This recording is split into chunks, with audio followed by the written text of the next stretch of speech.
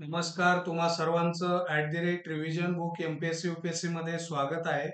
या लेक्चरमध्ये आपण राज्याचे महाधिवक्ता म्हणजेच ॲडव्होकेट जनरल ऑफ स्टेट हा चॅप्टर बघणार आहोत.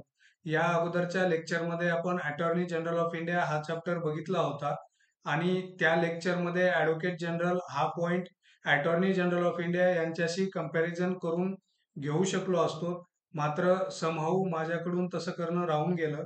काही हरकत नाही. या लेक्चरमध्ये अटॉर्नी जनरल ऑफ इंडिया यांच्याबद्दलचे जे महत्वाचे पॉइंट्स आहेत ते परत एकदा बघूयात. मात्र माझं असं म्हणणं आहे की ते लेक्चर डिटेलमध्ये घेतलेलं आहे, त्यामुळे ते लेक्चर देखील तुम्ही बघितलं पाहिजे. ओके, तर लेक्चरला सुरुवात करूयात.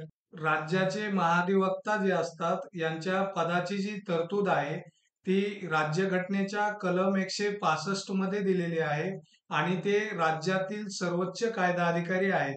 ज्याप्रमाणे केंद्र स्तरावर अटॉर्नी जनरल ऑफ इंडिया यांचं स्थान आहे, तेच राज्य स्तरावर महाधिवक्ता यांचं स्थान आहे. आणि अटॉर्नी जनरल ऑफ इंडिया यांच्या पदाची जी तरतूद आहे ती राज्यघटनेच्या आर्टिकल 76 मध्ये दिलेली आहे आणि ते देशातील सर्वोच्च कायदा अधिकारी आहेत. या स्लाइडमध्ये महाधिवक्ता यांच्याबद्दल काही गोष्टी लक्षात ठेवा.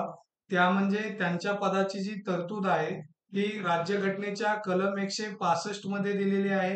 ते राज्यातील सर्वोच्च कायदा अधिकारी आहेत आणि ज्याप्रमाणे केंद्र स्तरावर अटॉर्नी जनरल ऑफ इंडिया यांचं स्थान असतं, त्याचप्रमाणे राज्य स्तरावर महाधिवक्ता यांचं स्थान असतं. या स्लाइडमध्ये आपण त्यांच्या पदाची तरतूद बघितली. यानंतर आपण महाधिवक्ता यांच्या पदाची नियुक्ती कशा प्रकारे केली जाते किंवा कोण करतं आणि त्यांच्या पदावरती नियुक्ती करण्यासाठी त्या व्यक्तीची पात्रता कोणती लागते हे आपण नेक्स्ट स्लाइड मध्ये बघणार आहोत. महाधिवक्त्यांची जी नियुक्ती आहे ती राज्यपाल हे करतात आणि या पदावरती नियुक्त होण्यासाठी एकच पात्रता असणं आवश्यक आहे, ती म्हणजे उच्च न्यायालयाचे न्यायाधीश म्हणून नियुक्त होण्यासाठी जी पात्रता आवश्यक असते ती पात्रता त्यांच्याकडे असणे आवश्यक आहे. म्हणजेच जी व्यक्ती हायकोर्टचे जज म्हणून नियुक्त होण्यास पात्र असते तीच व्यक्ती महाधिवक्ता या पदावर नियुक्त होण्यासाठी पात्र असते. यानंतर आपल्याला हे माहीत असणं गरजेचं आहे की हायकोर्टचे जज म्हणून नियुक्त होण्यासाठी कुठल्या अटी आहेत किंवा त्यासाठी कुठली पात्रता लागते. तर त्यामध्ये पहिली अट अशी आहे की ते भारताचे नागरिक असले पाहिजेत आणि त्यांनी न्यायिक पदावर 10 वर्ष काम केलेलं असलं पाहिजे किंवा उच्च न्यायालयात त्यांनी 10 वर्ष वकिली केलेली असली पाहिजे.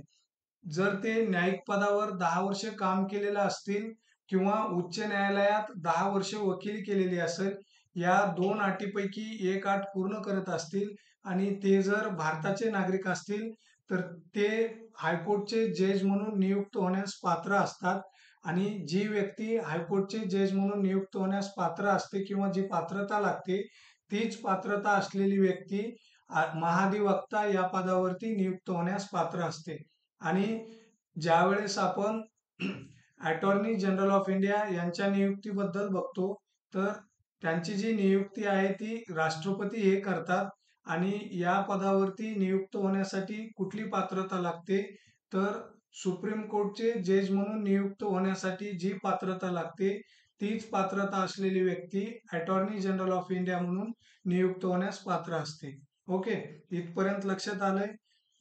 यानंतर आपण महाधिवक्ता यांचा कार्यकाळ बघणार आहोत. ज्यावेळी आपण महाधिवक्ता यांच्या कार्यकाळाचा अभ्यास करत असतो त्यावेळी आपल्याला असं दिसतं की त्यांचा जो कार्यकाळ आहे तो राज्यघटनेने निश्चित केलेला नाहीये.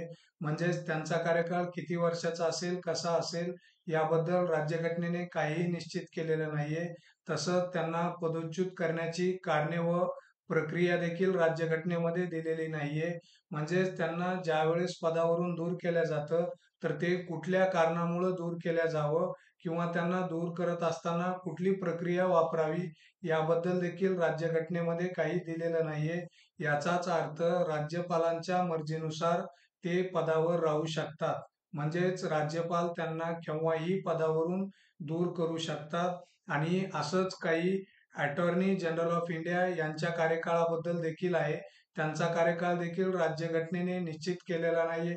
त्याचबरोबर त्यांनाही पदावरून दूर करण्यासाठी कुठल्या कारणामुळे दूर करावं किंवा कुठली प्रक्रिया वापरून दूर करावं हे देखील राज्यघटनेमध्ये सांगितलेलं नाहीये.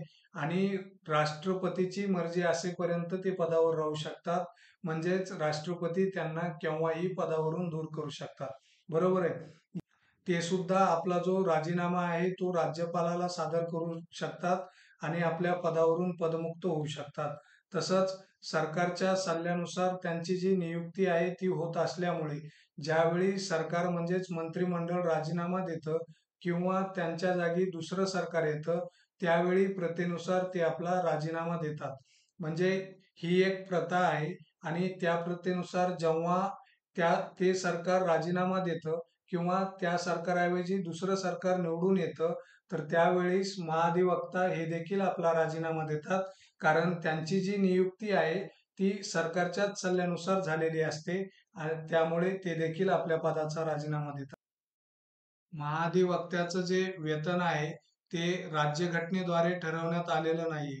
म्हणजेच त्यांना सॅलरी वगैरे किती दिले पाहिजे हे राज्यघटनेद्वारे ठरवण्यात आलेलं नाहीये. त्यांना जे वेतन मिळतं ते राज्यपाल ठरवतील त्याप्रमाणे मिळत असतं.